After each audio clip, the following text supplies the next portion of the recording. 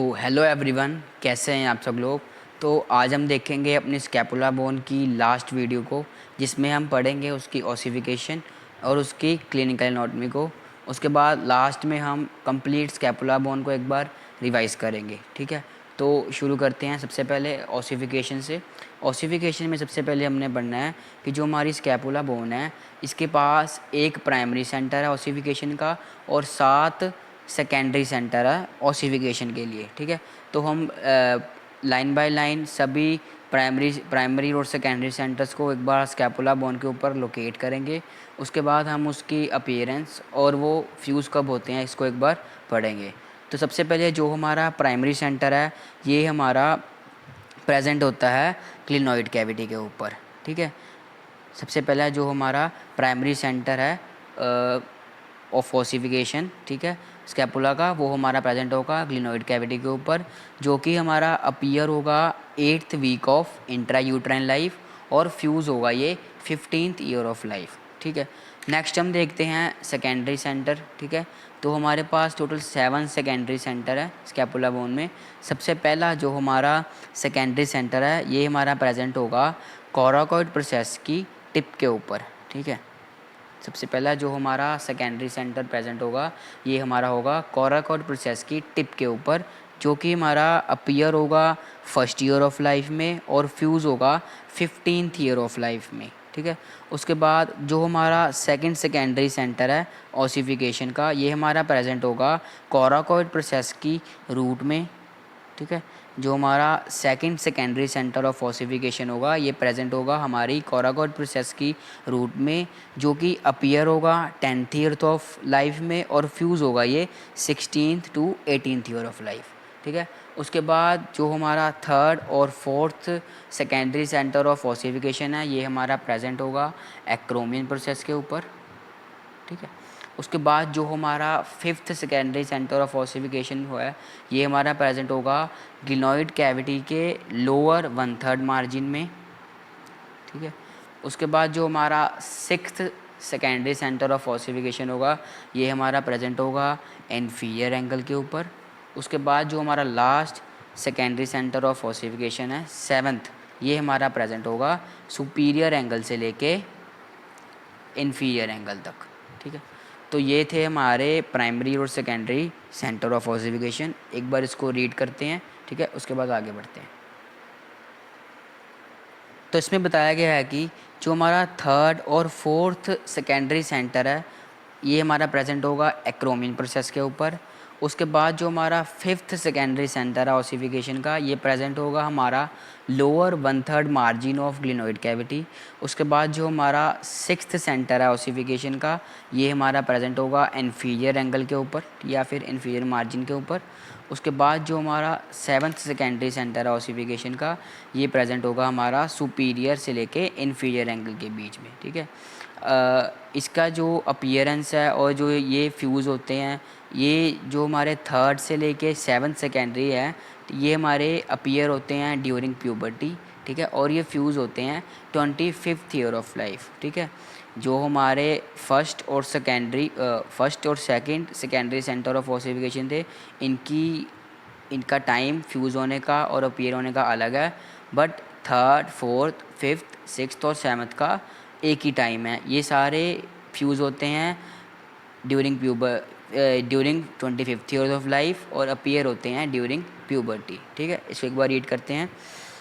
All secondary centre of ossification is appear during puberty and fuses during 25th year of life accept first and second secondary centre of ossification. ठीक है, तो ये थी हमारी ossification.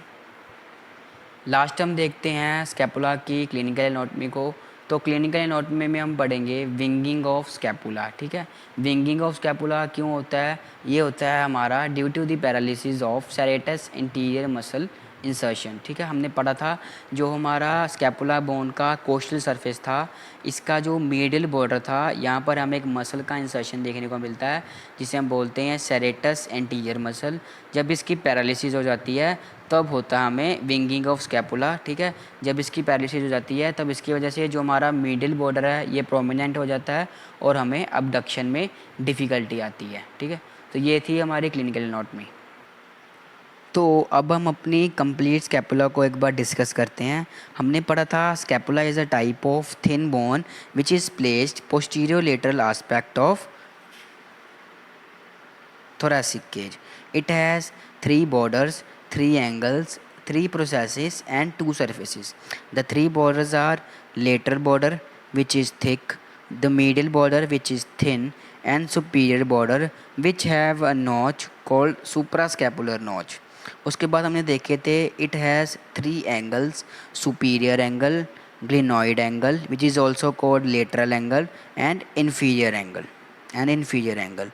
Next हमने पढ़े थे इसके तीन प्रोसेसेस। एक था हमारे पास कोराकॉइड प्रोसेस, एक था हमारे पास एक्रोमियन प्रोसेस, और लास्ट था हमारे पास ट्रायंगुलर स्पाइनस प्रोसेस। उसके बाद हमने पढ़े थे इसके two surfaces, one is costal surface which is concave in shape, and one is dorsal surface which is convex in shape and have two fossa, supraspinous fossa and infraspinous fossa. उसके बाद हमने इसके फ़ीचर्स को discuss किया था, जिसमें हमने देखा था इसका जो कोस्टल सरफेस है जो कि हमारा कनकेव शेप का होगा और जिसके पास थ्री लॉन्गिट्यूडनल रिजेस प्रेजेंट होगी। उसके बाद इसके डोर्सल सरफेस पे हमें दो फोसा देखने को मिलेंगे, सुप्रास्पाइनस फोसा एंड इंफ्रास्पाइनस फोसा। उसके बाद हमने देखे थे इसके तीन बॉर्डर्स को। सबसे पहले हमारा बॉर्डर था लेटरल बॉर्डर, ठीक है, जो कि हमारा शुरू होगा ग्लिनॉइड कैविटी से लेकर इन्फीरियर एंगल तक, ठीक है। उसके बाद हमने देखा था इसका मिडिल बॉर्डर जो कि हमारा प्रेजेंट होगा सुपीरियर एंगल से लेके इन्फीरियर एंगल तक। उसके बाद हमने पढ़े थे इसके तीन एंगल में सबसे पहले हमने पढ़ा था इसका सुपीरियर एंगल जो कि कवर होगा ट्रेपेजियस मसल से, ठीक है। उसके बाद हमने पढ़ा था इसका इन्फीरियर एंगल जो कि हमारा कवर होगा लेटिसिमस डोर्साई मसल से। उसके बाद हमने पढ़ा था इसका लेटरल एंगल जो कि बियर करेगा हमारी क्लिनॉइड कैविटी। लास्ट में हमने देखे थे इसके तीन processes, triangular spinous process, acromion process and coracoid process. The triangular spinous processes have two lip, upper lip and a lower lip. ठीक है। The acromion process have two borders and two surfaces, lateral border, medial border, superior surface and inferior surface.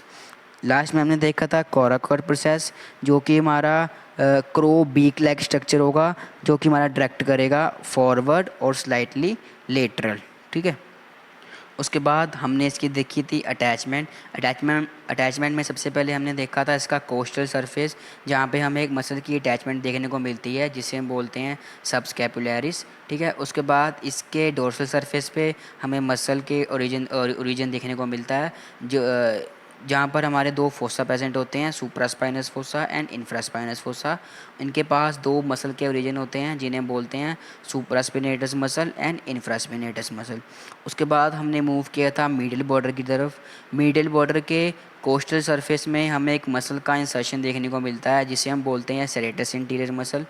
उसके बाद हम देखते हैं इसके dorsal surface की attachment को, जहां हमने पढ़ी थी इसकी तीन मसल की इंसर्शन जो कि थी लेवेटर स्कैपुलाई, ठीक है, rhomboid minor and rhomboid major. उसके बाद हम मूव किए थे लेटरल बॉर्डर की तरफ जहाँ पे हमने पढ़ा था जो हमारा ग्लिनॉइड कैविटी है इसके जस्ट नीचे हमें एक इंफ्राग्लिनोइडल ट्यूबरकल देखने को मिलता है जिसके ऊपर हमें एक मसल का ओरिजिन देखने को मिलता है जिसे हम बोलते हैं long head of tricep brachii, ठीक है। उसके बाद हमने पढ़ा था इसके मसल के ओरिजिन जो कि हमने पढ़ा था जो हमारा लेटरल बॉर्डर का अपर 2/3 पार्ट है जो कि होगा हमारा टेरिस माइनर। उसके बाद जो हमारा लोअर 1/3 पार्ट है इसे बोलेंगे हम टेरिस मेजर मसल। उसके बाद जो इसका इन्फीरियर एंगल है इसके ऊपर हमें एक मसल का ओरिजिन देखने को मिला था जिसे हमने बोला था लेटिसिमस डोर्साई। उसके बाद हमने देखे थे प्रोसेसेस की अटैचमेंट जिसमें हमने पढ़ा था जो हमारा ट्रायंगुलर स्पाइनस प्रोसेस है इसके पास दो लिप होते हैं, upper lip and lower lip. जो लोअर लिप होता है ये शुरू होता है हमारा लेटरल बॉर्डर ऑफ एक्रोमिन प्रोसेस से लेकर हमारे स्पाइनस प्रोसेस तक और जिसे हम बोलते हैं डेल्टॉइड मसल, ठीक है। जो इसका अपर लिप है ये हमारा शुरू होता है middle border of acromion process से लेकर स्पाइनस प्रोसेस तक, और यहाँ हमें एक मसल का इंसर्शन देखने को मिलता है जिसे हम बोलते हैं ट्रेपेजियस। उसके बाद हमने पढ़े थे कुछ कैप्सुलर लिगामेंट जो कि हमारा प्रेजेंट होगा क्लिनोइड कैविटी के ऊपर, और एक हमारा प्रेजेंट होगा एक्रोमियन प्रोसेस के ऊपर। जो हमारा एक्रोमियन प्रोसेस के ऊपर होगा ये हम बनाएगा हमारा एक्रोमियो क्लेविकुलर जॉइंट, ठीक है। उसके बाद हमने देखा था एक और लिगामेंट का ओरिजिन, ठीक है, जो कि हमारा एक्रोमियन प्रोसेस और कोराकोइड प्रोसेस के बीच बनेगा, जिसे हमने बोला था कोरैको एक्रोमियल लिगामेंट, ठीक है।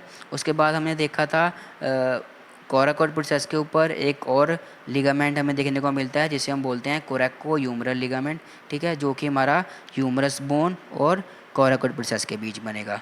उसके बाद हमने देखा था एक मसल का इंसर्शन जो कि हमारा कोराकोइड प्रोसेस के सुपीरियर सरफेस पे प्रेजेंट होगा, जिसे हमने बोला था पेक्टोरालिस माइनर मसल। उसके बाद इसके कोस्टल सरफेस पे हमें कोस्टल सरफेस के सुपीरियर बॉर्डर पे हमें एक और मसल का ओरिजिन देखने को मिला था जिसे हमने बोला था inferior belly of omohyoid muscle, ठीक है। उसके बाद हमने देखी इसकी ossification and clinical anatomy. Ossification में हमने पढ़ा है इसके पास एक प्राइमरी सेंटर होता है और 7 सेकेंडरी सेंटर ऑफ ऑसिफिकेशन होते हैं। उसके बाद हमने इसकी क्लिनिकल एनाटॉमी में पढ़ा जो हमारा paralysis of serratus interior muscle, ठीक है, जिसकी वजह से हमारा जो मिडिल बॉर्डर है वो प्रोमिनेंट हो जाता है और जिसमें हमें अबडक्शन में डिफ़िकल्टी फेस होती है, ठीक है। तो ये थी हमारी कंप्लीट स्कैपुला बोन, ठीक है। आई होप आपको सारी बोन अच्छे से समझ आ गई होगी। So thank you so much.